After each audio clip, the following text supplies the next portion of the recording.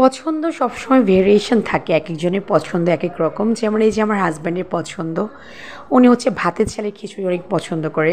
তো আজকে আমাকে বলল যে আজকে ওকে ভাতের চালে দিয়ে খিচুড়ি রান্না করে দিতে, তো সেটার জন্যই আমি আজকে রান্না করলাম। তো এখানে আমি মোটামুটি সবজি নিলাম, ডাল, বরবটি, আলু, টমেটো, এগুলো হাতে মাখিয়ে তারপর হচ্ছে আজকে আমি বসাবো।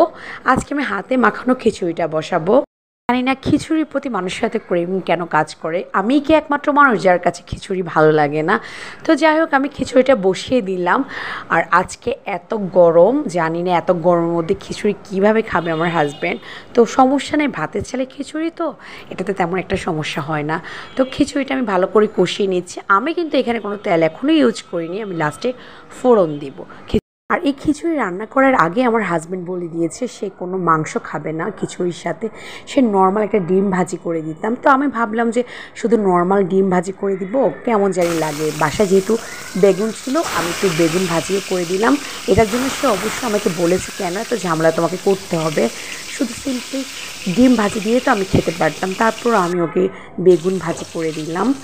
তারপর হচ্ছে আমি বেগুন ভাজিগুলো বসিয়ে দিলাম, আর ডিমটা হচ্ছে গিয়ে আমি ভাজি করলাম।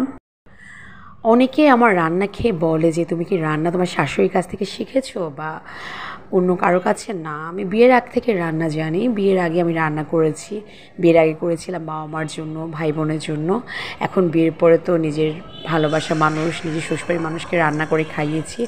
আসলে রান্নার জিনিসটা হচ্ছে আমাদের মেয়েদের জন্য অনেক বড় একটা আর্ট। আর রান্না করতে কার না ভালো লাগে, যদিও মাঝে মাঝে খুব বিরক্ত লাগে।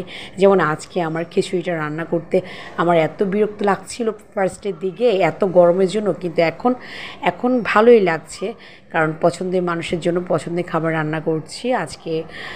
তো এখন কিন্তু ভালো লাগছে, রান্না করার ফিলিংসটা কিন্তু আসলে এখন অন্যরকম। তো আমার খিচুড়িটা অলমোস্ট হয়ে যাচ্ছে, আর কিছু সময় বাকি আমার খিচুড়ির জন্য। আমি এখন একটা ফোড়ন দিয়ে দেবো।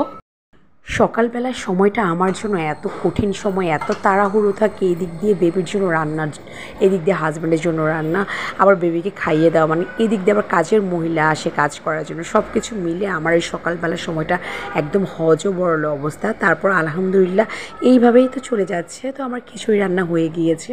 আর এই ভাতের চালের সবজি খিচুড়িটা কিন্তু আমার শ্বশুরবাড়িতে সবার অনেক পছন্দের।